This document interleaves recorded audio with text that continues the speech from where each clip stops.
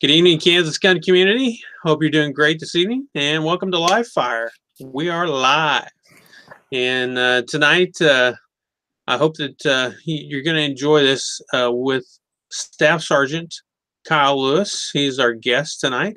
We're going to be talking about something that we haven't talked about before, and I think it's probably very applicable to a lot of our audience in the state of Kansas because we are a centralized area of military bases here in the state. And so we have a lot of military personnel. I live in the Manhattan area, and so does Kyle.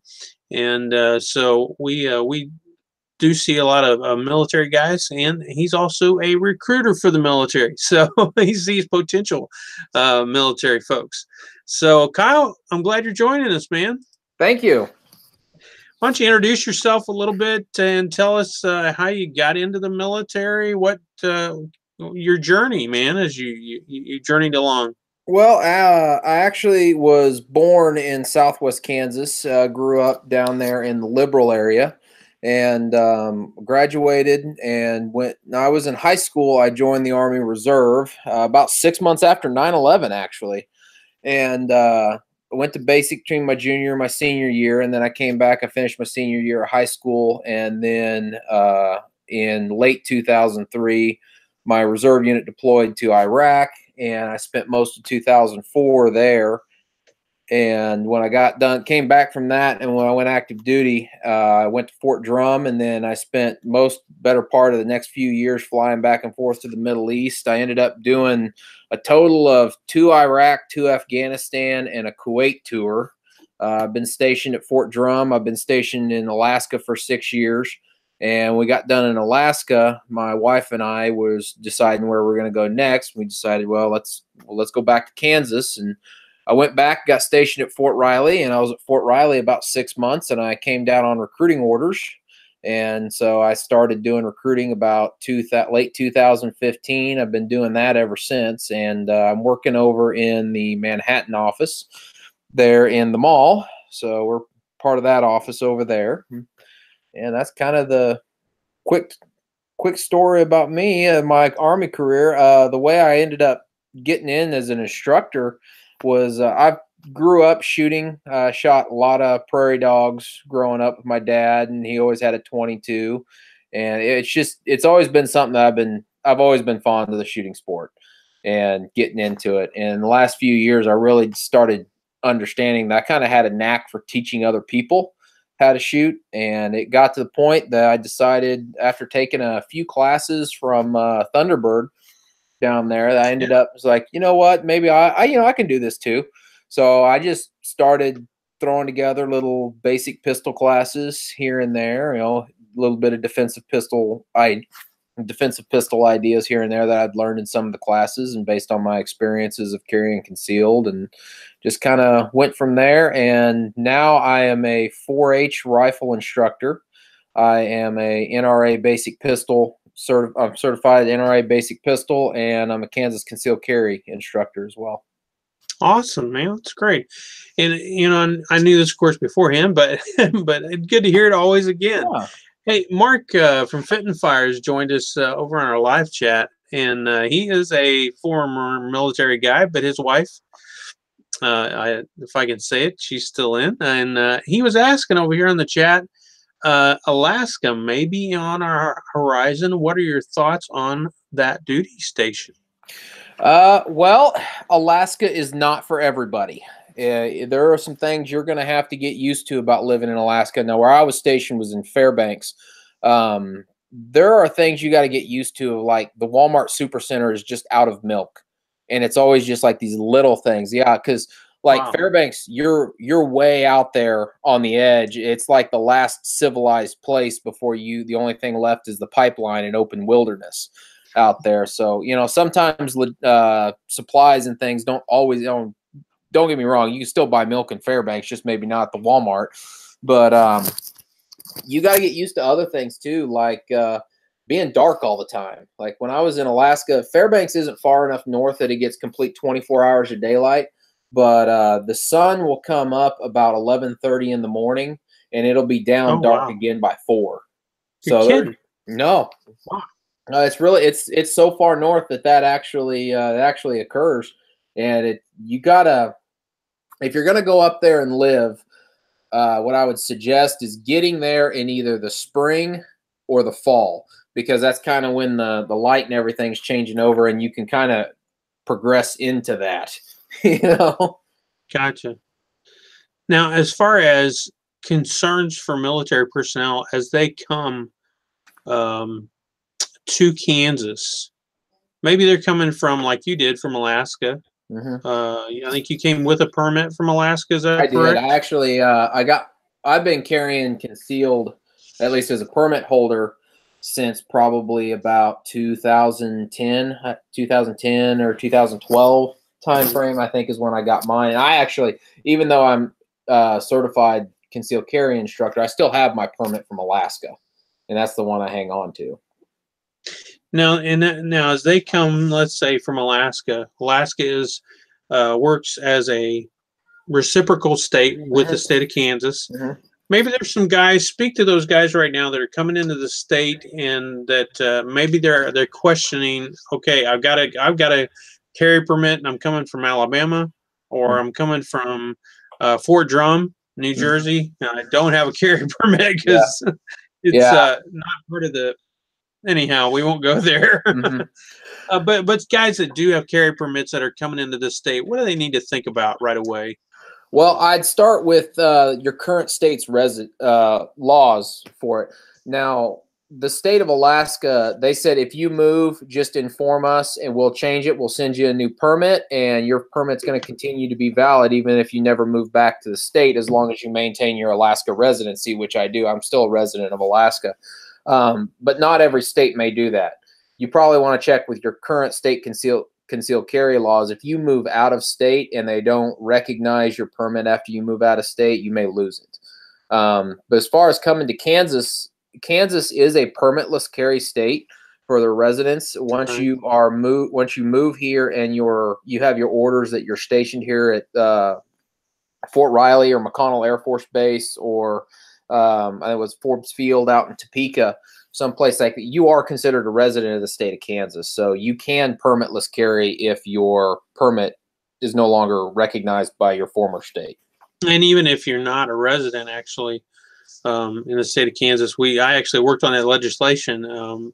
We made it to where people passing through even, can abide by constitutional, if you will, or permitless carry. But no, it's a good thing. But guys that maybe want to, how about this? Guys that come from New Jersey, we'll say, and they're now stationed here for 2 to 4 years, or however long the Army wants them at Riley, McConnell, Leavenworth, etc. And they're going, well, I would like to get my concealed carry license in the state of Kansas. I mean, how's all this going to work for me? Okay. What happens for them? Well, in the state of Kansas, unlike the state of Alaska, is you don't have to change your driver's license for that. You can go ahead, if you have an out-of-state driver's license but you're stationed here, you can still use that driver's license to apply for your concealed carry permit in the state of Kansas. So the process is actually fairly straightforward and simple. One, you're going to have to take the Kansas concealed carry class, and you're going to have to do the qualification portion of it, which you'll be, as long as you got a competent instructor that's given the class, you'll pass the qualification pretty easy.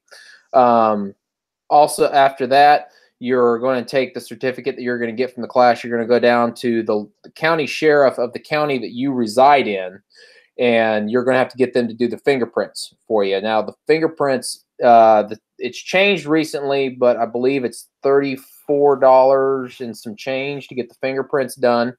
And $32, you're right. Actually, they lowered the whole thing to, it's $130 now, I think, total. It just went in July 1. Yeah. Once you're done with the fingerprints, you'll send off the application, everything from the sheriff's department to the Kansas Attorney General's office, and there's another check that you got to write. I know I got it written down in my curriculum for a class. But it's like $75 or something like that, and then and then they will send you your permit. Well, and when you go to they'll send you your approval letter. Then, of course, go on Yep. to the DMV and stand in line, and so you can get your picture taken. So, and pay them another $16 for your picture. But anyhow, uh, and by the way, that reminds me, I have a bone to pick with them. But Yeah. no, I know C.W. Clevey pretty well, and um, who is over that division, of course, of the Attorney General's office. But I tell you what, man, I literally moved 150 yards here in February. Okay. And I had to go get because of the address Right. change, I had to go get my new CCW or CHL. And I stood in line for almost 3 hours in Manhattan. At the DMV? Yes, sir. To get a 3-minute little change of address. So yeah. Anyhow, Wow. that was my rant for the night. Kind of I glad was I kept mine in Alaska then. I was not a happy camper, man. I moved 150 yards to stand in line for 3 hours. It was not a good day. But anyhow, I digress. So now let's kind of get on point here. As and I want to welcome any of the guys that are watching and ladies that are watching. Um, Make sure that if you're watching, to go ahead, and I'm watching the chat off here to my right. Y'all can please ask questions. But I'm gonna keep on going with Kyle with the military, and there is a somewhat of a misconception sometimes that everybody that comes in and out of the military is fully trained. And I have no disrespect, by the way. My uncle's a 30-year military vet. Dad was in for 10 years total with the Guard and active, and my brother was 8 years. I mean, I have every bit of respect. I wanted to go in the Marine Corps. My dad said no. So that lets you know where because he knew I couldn't handle it or something. And I'm, whatever. But anyhow, I was 17 years old and thought I wanted to go in the Marine Corps. But anyhow, that being said, but they think that guys that go in and out of the military, they've all had small arms training, and boy, they are on it with a handgun. And is that the case? Not really. I mean, you got to keep in mind and this is kind of where the lines between military and police kind of differ. Police will use their handgun the majority of times, whereas the military is the complete opposite. We use the rifles most of the times, and a good portion of soldiers in the military are not even issued pistols, let alone ever get to shoot them. I mean, I've been in 16 years. I've never fired a Beretta, so as far as like small arms and pistol training, not so much on the military side, but on the rifle side, they get a lot more training for. And I think that, that translates now to the civilian realm, where guys that are in the military, say you're at Fort Riley right now, and there'll be guys watching this later on down the line. Maybe they're at Fort Riley, maybe they're at McConnell, maybe they're Forbes, maybe they're at Leavenworth. And, of course, Leavenworth has a lot of officers down there, so they, have some handgun training or have carried a handgun. This comes into the civilian realm where you teach some defensive pistol and pistol classes. That need for guys to be able to relate maybe with you because you're an active duty guy on the maybe quote civilian side unquote. How can they get a hold of you? How can you work with them, and what can you do for them too in and around the area here? Well, for me, I understand I'm not a big time firearms instructor. I'm very, very small. I maybe teach 1-2 classes every few months, mainly because recruiting takes up a good portion of my time. But when I do find the time to do it, really the best way to get a hold of me is just phone number and call. I can't, if you want, it depends on what kind of training you're looking for. If you're looking for like just a basic pistol instruction and I just want to go to the range and shoot better, I'm cool with that. We'll go down Godfrey's, Fancy Creek, or some other place like that, and we just work on accuracy and work on shooting and whatnot. If you want to do the kind of the defensive pistol and like spotting violent behavior and things like that, that's kind of where it gets hairy, because the only place right now that I've got to be able to do something like that is my parents' farm, and it's down west of Pratt. There have been a few people that have gone down there and done some training with me. But usually the majority of people that are looking for training aren't looking for defensive pistol training. A lot of them just want to learn to shoot better. Well, and you know, that's what it comes down to, is fundamentals, really. I've been in the instruction realm too myself, when I was working with the KSRA. And, you know, a lot of guys, I think, miss that. And that's one thing I appreciate from, you know, one of the guys I looked up to is Steve Fisher, and even Rob Pincus. Both are personal friends of mine. And that's what they stress over. And I mean, I was Yeti the other day was talking, we were chatting, and I mean, over and over and over again. And Steve's been in the business for, you know, full time for 20 years, you know. And so same thing with Rob, but they'll tell you over and over again, I can teach all the tactics in the world, but if you can't shoot, I can't do anything about that. You know, you got to learn the fundamentals. So maybe somebody wants to, they think, man, I'd really like to train with that guy, and he's in my area. I don't know how much do you charge when you take people out, by the way? Well, if you want to do concealed carry class, what I charge $50 plus range fees. So it ends up being, give me a call, and what I do is I go over to somebody's house, place, wherever they want to do it. Do the class portion at your house. I'll go over everything with you. One of the things I do is I also teach drawing, basic pistol manipulation, those things that we can do without ammo. Once we're done with that, you'll need 100 rounds of ammunition. And I know the Kansas qualification is not 100 rounds of ammunition, but the reason we're going to get 100 rounds of ammunition is because we're going to go to the range for 2 hours. I'm going to give you some pistol instruction and accuracy as well too. So 75 rounds of that is just us, you know, shooting. It's like, okay, fine, your grip is good and everything, but if you shoot that good, I want to see one hole groups now. And then, you know, we work on getting accuracy together, and it's coaching. And then the last 20 rounds is the qualification portion. I think we've all been to, I actually audited a class. It was this last spring for a company, and my soul, there were 3 seasoned instructors that were there that day. A lady steps up to the line, and with a 357 Magnum snubby. Okay. This didn't go well. No, this did not go well.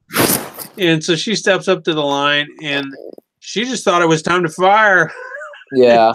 Nobody had their ears on or anything, and she just starts just smashing at the target.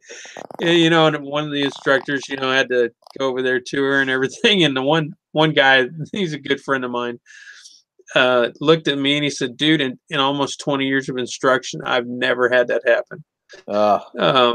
So the need for training in the basics, basics is just absolutely skyrocketing. By the way, do you know Douglas Lewis?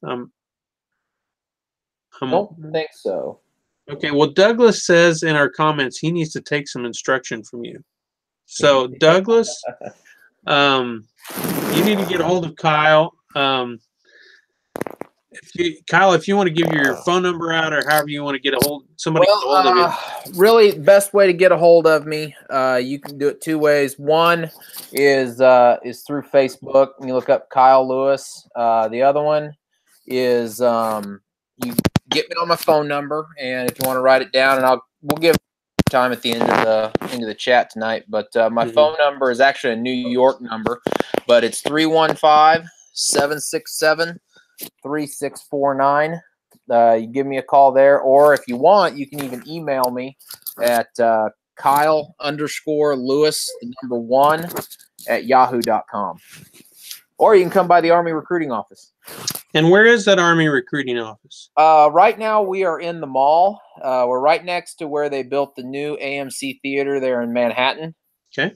And that's usually about where everybody goes, oh, yeah, I know where that is. And yeah, we're right next to it. Come in, ring the doorbell, ask for Sergeant Lewis, and we'll sit down and we'll talk.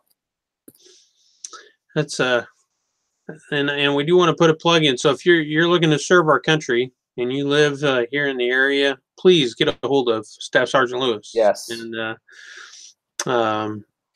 there are benefits too. I mean, you can serve our country, and we pay for college through GI Bill and things like that. So I don't know what all. You're the recruiter, I'm not. Well, so the GI Bill is going to give you $375 a month to go to college. That's usually a benefit that people use after the military. But one also is you can have tuition assistance. And the thing about tuition assistance is right now they're going to give you up to $4,000 a year to go to college. And that's going to renew every October. So on October 1st, you're going to get new $4,000 more dollars to go to college every year. And you can use that at pretty much any college around. All the major universities in Kansas take TA. We do know that. Last I knew, all the community colleges do. Now, there are quite a few community colleges. There may be one or two that doesn't. But those are usually our two biggest selling points. If you ever thought about serving, but you're like, you know what, I really just don't want to do it full time. I mean, that's okay too. We've got the Army Reserves where instead of you being stationed 24 hours in uniform, kind of like I am, you only have to do 2 days out of the month where you go down to your reserve unit, you do your drills down there. You'll be given an MOS. You still have to go through basic and AIT to get your job in the reserves, but you still get tuition assistance. You're still going to get the GI Bill. The reserves have an extra program that they do called student loan repayment. Depending on your scores and your qualifications, you could get up to $50,000 for a student loan repayment out of it. And then plus an extra $250 on that when you go to your reserve drills because you're going to get paid for them too. So there's great benefits, and serving the country is truly we are indebted to you and many others who have given up your time and your life, your body parts, and everything else. That we appreciate you very much. I specifically wore this shirt tonight for that reason.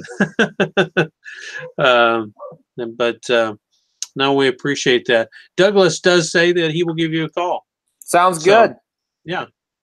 I wanted to move on to kids. That is your passion, isn't it? I know with 4-H. One of them. Can you speak to that? Yeah. And actually, when it comes to kids, they're kind of really that's the important one right here. And if you're a person that you think you're trying to get into any kind of firearms instruction at all, please seek out your local 4-H, Boy Scout chapter, JROTC. Just ask them if they need any help and volunteers for that, because what you need to do with especially youth shooting sports of any kind is we've got to foster the next generation of shooters the same way our fathers and grandfathers did for us. And it is amazing how in the 1950s, a lot of schools were doing marksmanship training in the basement. And we've gotten so far away from that type of culture in the United States that youth shooting is really in danger. And it's gone way down. But I mean, there is a little bit of hope in there. And one of them is 4-H. 4-H, as far as I know, is the largest shooting organization in the state of Kansas. And they're always looking for volunteers to help kids shoot better. And then also, I know that the clay shooting leagues has really exploded in the state of Kansas. Rock Creek, for instance, I know has had some really outstanding shooters here in the area. And there's other high schools that have brought that on board. It's just a really good thing to support. I know with the American Cash Exchange, and for all disclosure, my cousin owns American Cash Exchange in Manhattan, and I know you shop there as well.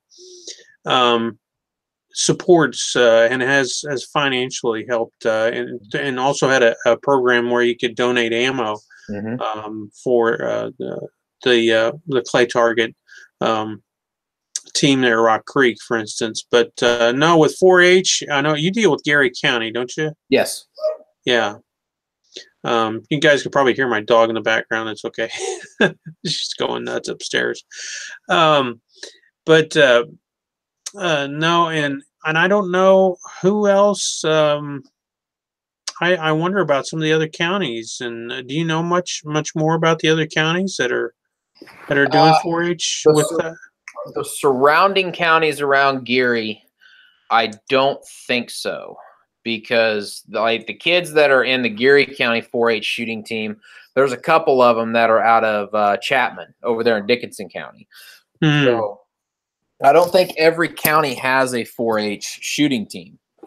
But when you want to compare shooting, youth shooting to like Boy Scouts, 4-H, JROTC, and whatnot, 4-H is by far the largest in the state.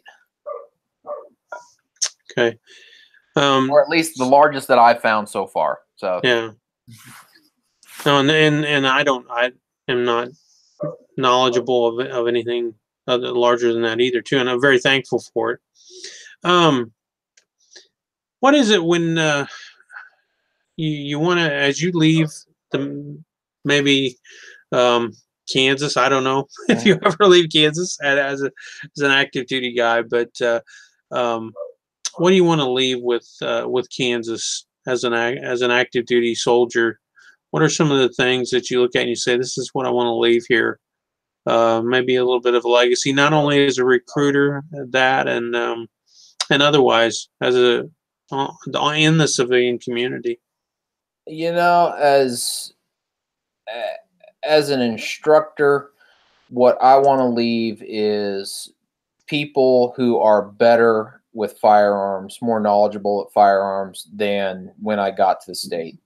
You know, in the end, you know, you may be being an instructor for different reasons, but in the end, it's all about our students. And if I come to the state and I can train 2-3 people and make them safer, more knowledgeable with their firearms, then you know what? That's 2 or 3 more safe people, more good people out there with firearms than all of the crazies that we see on the news that they like to portray about. Yeah. Yeah. And you know, here's a question too. With this is kind of a gun question. I know you carry a 1911 and you like 1911s, and then you have striker fires and everything like that too. But with then this, you can say you don't want to comment, but with the transition from the M9 to now the, what is it, I think they're calling it the M17. The M17. Have you had any interaction with the M17 at all? No, because when they adopted it and started fielding it, I was on recruiting duty, and they don't even issue us guns, let alone let us carry pistols. So yeah. they issue us a computer and a bunch of pamphlets to say, "Here, go find us some people." Now that brings up another issue too that we did discuss at an earlier point in time. A lot of people remember the Chattanooga shooting, and it was in a recruiting office, and unfortunate. I mean, it's a horrific situation. A guy that had pinpointed that office and for evil reasons, and that's happened in Little Rock, Arkansas, as well, and. Can you tell folks? I think some people might be under the understanding that under the you can explain it better because it was the National Defense Authorization Act of 2011 that I think may have got people the wrong message about how you guys can't carry. Literally, right now, you cannot carry as a recruiter. No, and the reason behind why we don't carry firearms as a recruiter is because of the places that we go. We spend a lot of time in high schools across the country. We spend a lot of times in colleges, and we are in every single all 50 states across the country, there's a recruiting office in those states. And for the Department of Defense to go through and say, okay, you know, we can't do one blanket regulation because of all the different state laws and, you know, city ordinances, et cetera, et cetera. We're not gonna do it across the board. Instead, we go through pretty much the same active shooter training that school teachers go through as well. But for the most part, no, recruiters are not authorized to carry firearms at all. So if I ever do anything while you're on duty, exactly. Yeah. And that's, you know, and I know that it came out in the news that at that point in time, it was back in 2011, I believe it was 2012. When was that? Was it 2012? The Defense Act? Yeah. That was in February of 2011 is when that came out. And you know, for those of you that don't know, what it stated was that the Secretary of Defense and subsequent commanders could not restrict soldiers from being able to buy, sell, carry, use firearms where it would otherwise be legal to do so. However, some people saw that and kind of got the wrong idea, but because there's an exception in there, basically it states that it doesn't cover military reservations. So basically posts, any kind of buildings that are owned and operated by the Department of Defense. And because I'm on duty with, you know, performing my official duties, that they can still restrict me because I'm performing my official duties as a recruiter on that. But what it stopped was in Alaska, which Alaska was a constitutional carry state at the time. The U.S. Army commander who was in charge of all forces in Alaska had a policy that even though Alaska was a constitutional carry state, you still cannot carry concealed. I don't care where you go or what you do. Yeah, and when they passed that National Defense Act, he had to rescind that policy. Okay. So that's just and you might I put a bug in your your elected officials' ears about that. But yeah, just people don't realize that sometimes that you're a walking soft target, essentially. So you know, actually, I don't think so. Really, I don't. And I talk about this in my classes, and I talk about it with other instructors that I've taken, and all of us pretty much agree that the vast majority, about 90% of self-defense is just being aware and not going bad places, doing bad things with bad people. True. You know, as long as you're avoiding those places, you're paying attention to what's going on, you actually make yourself a very hard target just by being aware, by not going into those vulnerable places. Now, does it still happen sometimes? Yes, it still does happen sometimes. But you know, it's as long as you're paying attention, and I seem to pay attention a little more when I'm not carrying a gun because I'm not carrying a gun and I feel a little less protected. So, you know, it seems like you're a walking soft target, but really, if you have the right mindset, a gun is just a tool. You are the weapon.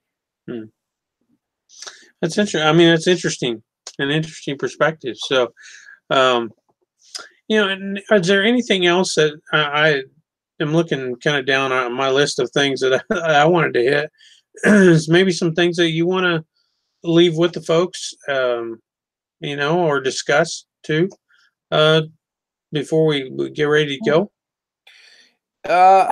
You know, the most important thing I think you can say is you carry a gun, but the knowledge that you can receive from training, and I'm sure a lot of guys watch your show and they don't have permits because Kansas is a permitless carry state. Guys, if absolutely nothing else, take the class. Even if you don't take it from me, take it from somebody, because at least you have been briefed on the law. You know the law. and you know what kind of repercussions can come if you put yourself in a bad situation. Yes.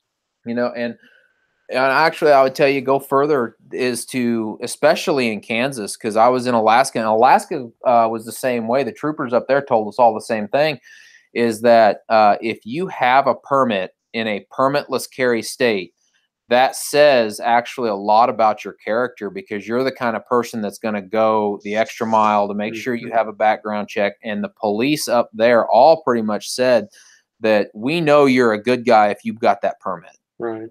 You know, and you know, I'd say get the permit. If nothing else, you know the law. The permit's going to stop you from having to do a background check in the state of Kansas because it's a NICS exempt permit. It's going to allow you to cross over into multiple states and be able to carry over there as well. It's worth it in the long run. I would, you know, and that's a great thing. You know, when I come somewhat from a legal background, and dealt with the legal side, some of it with the state or with the KSRA, Kansas State Rifle Association, and still do deal with some out doing some other things, but people don't realize, they really don't, in the instruction world. Boy, it's fine and it's great to learn the basics of firearms, you know, and even to go roll around on the weekend, you know, in the dirt and do team operations and et cetera, you know. I mean, goes, you know, I'm all for whatever you want to do and you have money for. I don't care. However, you got to know when to pull that bang switch and when not to. Yeah. Oh yeah, that too. That too. And there's a lot of people don't realize. I've heard over and over and over again, you know, oh, some guy starts stealing my truck, or you know, out of my garage, or starts stealing my lawnmower, I'm gonna blow him down. Well, you're gonna go to jail is what's gonna happen to you. You know? Yeah, you'd be surprised how much intent, you know, just the fact establishing what your intent is can get you in trouble. You know, and you know, and so you know, the permits in the long run, I think permits are worth it, but I think really the number one thing I would leave with everybody is we are ambassadors of our sport.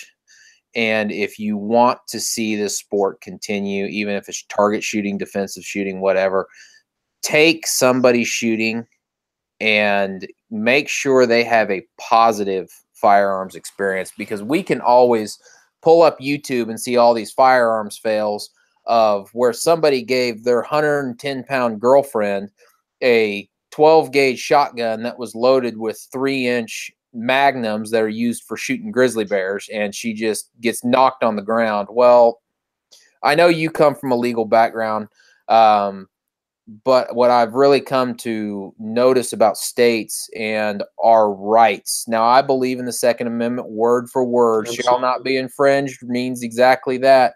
Absolutely. But guys, your gun rights are tied to public opinion about guns. If we look in the state of California, Illinois, where public opinion is not very high, we see more restrictions on our rights. We look in the state of Kansas, where public opinion is very high for guns, we don't see very many restrictions on our rights. And when we take people to the range and we give them a negative firearms experience like that, we're creating anti-gun voters.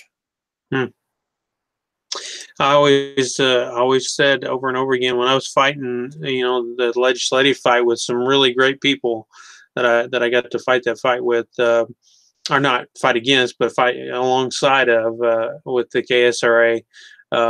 You know, and I was running the comm shop essentially, doing a lot of communications. I was a communications and social media director, but always told people that with rights come responsibility. Absolutely. And that's where not only what you just said, I mean, amen, 100%. There's people that are, you know, shall not be infringed people that are stupid.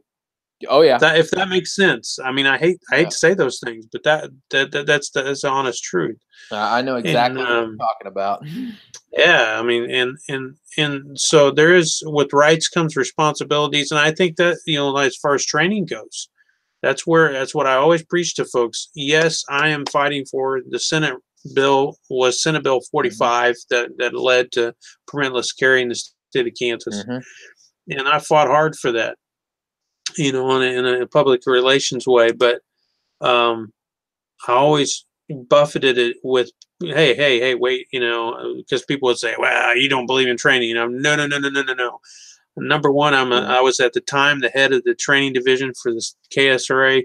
Number two, ultimately, it boils down with rights comes responsibilities, and you have the responsibility to know the law. When the officer walks up to your car, he certainly doesn't ask whether or not, he may ask, excuse me, but he really doesn't care. Whether you saw the 45-mile-an-hour sign back there, you were doing 65, and you broke the law. And when you pull a firearm out and you potentially end someone's life or change yours and theirs forever, and families' lives forever, out of stupidity, out of road rage. I had a friend just the other day, in an unnamed city in this state, an older gentleman guy had tried to cut him off, I believe it was, going up on an off ramp, and went to the same gas station and proceeded to walk up to him and give him his mind, and then was gonna take him on, and so. And this guy was very young and very adept at and he knew how to handle himself as well, and he knew how to de-escalate. And it's happened in Topeka, right outside Topeka. There's a road rage incident where there was literal gunfire took place between two cars, and so people with rights come responsibilities. Absolutely. Yeah, and so no, and with. I think too, man, for service for our country, to wrap it back up around to what you do for a living, man. I mean, we are indebted, and this week especially, we're reflective. After September 11th, losing 3,000 people in one day, we are truly indebted to our military. I mean, you guys have done these multiple tours to Iraq, to the sandbox, Iraq and Afghanistan, and thank you. Man, sir, oh man, my heart truly is thankful. So, and there's kids. I definitely appreciate all the thanks that I get, but what I've kind of come to the realization in my later years now, if you truly want to thank the military, be Americans worth fighting for. That's ouch. Yeah, and I mean the flag we is what we fight for too. But yes, that's humbling on the civilian side. Yeah, but no. So if anybody wants to get a hold of you again, can just give your what information you want to give out or can give out as far as on both sides recruiting. Because people think, well, KS Gun Community, what are you guys doing trying to get people in the military? Hello. Well, we are pro-military at KS Gun Co. So on the military side, if you're interested, give me a call. My military working number is 719-963-4964, or you can come by the office there in the Mall of Manhattan. You can ask for Staff Sargent Lewis, and we'll sit down. If you're a parent of somebody that wants to come by and ask questions for them, that's fine. I'll talk to anybody, give everybody a fair shot. I'm going to tell you, not everybody's going to qualify. Believe it or not, 70% of the population is disqualified for law, medical, age, you name it. But I'm going to set everybody down, give you all a fair assessment, and let you know what I think and whether or not we can put you in.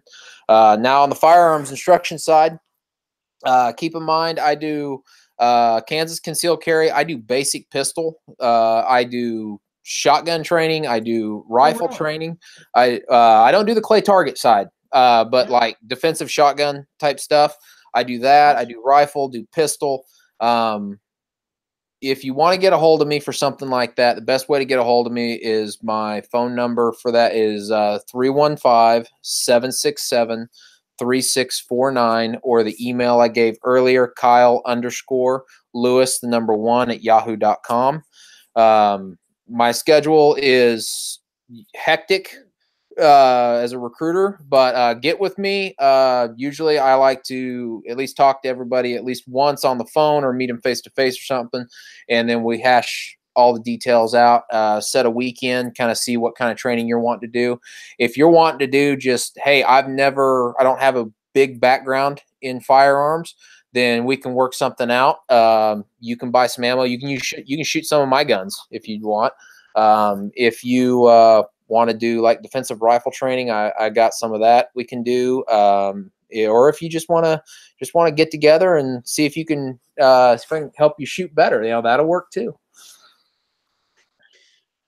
I didn't realize that you did defensive with shotguns. That wow, we've never talked about that. No, no, it's actually so back. If you kind of follow the training industry back in like the late 90s, really early 2000s, shotguns were very, very big. Oh, yeah. After the Iraq-Afghanistan war, they kind of went by the wayside to the AR, AK stuff. And I'm an AR guy. I'm an AK guy. I'm just a gun guy. If you like want AK guys, if you want to do AK specific training, get with me. We'll talk about that too. So there's usually a little niche out there, guys that are looking for AK specific training, and I do that also. Well, with the shotgun, I think, in my personal opinion, for whatever it's worth, I think that the most versatile weapon in the entire world is a shotgun. I don't know, it's just me, but I grew up bird hunting. That was my dad raised bird dogs and stuff, and I had my own personal bird dog from the time I was a kid and stuff. So my brother did and everything. So we grew up bird hunting and rabbit hunting, squirrel hunting, and learning the gun and learning rifle. That was where I started out. I started out with a rifle. I mean, we did rifle and shotgun, and then moved on to the handgun later on because that just wasn't. I mean, we had handguns around the house, but no, to learn defensive shotgun is that's a lost art, man. Because everybody's been used to semi-automatic weapons where they just pull the trigger and not being able to pump. So, and I'm gonna tell you what, the shotgun it's definitely its own martial art within the firearms world, because being able to run one of those quickly, effectively, get rounds out, because you're doing two things with a shotgun. You're either generally shooting it or you're generally loading it. One of those two, and there's a lot of manipulation that goes into that, and it takes some practice. It really does. I mean, I have a 500. One of my shotguns, I have three or four. I lose track sometimes. That's bad. And my 500, just a regular old Mossberg 500 AccuChoke. It is. I mean, man, to be able to make. And I tell you the one thing, and this sounded, and a lot of people find this really weird, and you will probably gather what I'm getting at. But even for home defense, I know there's tactics and techniques to use and learn and so on and so forth that we some of us have learned. But one of the things that I personally do to keep up my hand-eye coordination and quick movement and manipulation is to go dove hunting. Oh, yeah. And people think, what? Dove hunting? If you've never gone, you got to go dove hunting. Yeah. They dive and they move, and I mean, and to be able to be proficient with a shotgun and go and get dove, because quail, covey of quail comes straight. They'll come straight up, or they go a directional route. Yep. And same way with a rooster. Rooster comes up out, or you get a dog that you flush it, and you know how that is. Yeah. You've been out there, and but a dove will teach you a lot. And I've learned how to literally learned how to use proficiently a break action shotgun dove hunting. That was how I really learned how to use it proficiently, to be able to reload fast. I bet you had to practice that quite a bit too. I did. There was a lot of laughing going on. We'll just put it that way. Well, There's a lot of if you got a pump gun, you got a semi gun, or even a break action gun that you want to do some training with, give me a call. Let me know what you got. We'll work something out. Good, man. So y'all get a hold of Kyle if you live in the Manhattan area, or maybe there we go. If you live in the Manhattan area, Junction City area, Topeka, anywhere around Pot County, Raleigh County, Gary County, or even maybe you live down by Wichita in the Pratt area, where Kyle's from. Please get a hold of him, and I'm sure he'll be more than willing to talk to you, and Absolutely. to get some training in, and then also. If you have any recruiting questions, maybe you have a kid and you're like, this young man is destined for the military, then maybe you need to talk to Kyle. Yeah. So, or if you just want him out of your house, because I get some of those parents too. But no, man, I appreciate you coming on tonight. I really do. Absolutely. It's been a pleasure as always. Kyle and I get to talk a little bit every once in a while outside of here, and I appreciate his just friendship and a service truly for our country and what he's doing. So, and he's a good Kansas guy. No, that's always awesome to. And I hope you can stay here until are you going to well, you don't know whether you're going to retire. I'm not going to. We won't discuss all that. But that's coming up quick. I've probably got about another 5 to 8 years left. I'm really kind of getting to the point where it's time to decide about where the finish line is going to be. Yeah. I think I'll put in about 23 years though. We have guys that have retired out of Riley. I'm thinking of one in particular. I won't say his name. He's on KS Guncom. He was over 20 years, and he retired. I don't believe he is not from Kansas, but he settled here and kept his family here, and they have a nice little farm, and then out in it's in central Kansas. We'll put it that way. But no, he enjoys Kansas. So, and you being a Kansas boy with mom and dad and everything here, I know your roots will never leave you. The Sunflower State's built into you. Yeah, so, definitely. That's good. But Alaska that would be fun though. That'd be fun to go back to maybe. But I've thought about moving back up there in town too. Yeah. Well, man, I appreciate it again, and y'all talking to the folks of Kansas Gun Community that are watching or will watch this later on. Please do get a hold of Kyle if you have any of the needs, whether they be training needs or whether they be recruiting needs. Get a hold of Kyle, and he'll be more than happy to help you out. All right. Absolutely. So for now, for him, for me, and for our live fire segment for tonight, hey, go out there, be safe, and always stay Kansas proud. We'll talk to y'all later.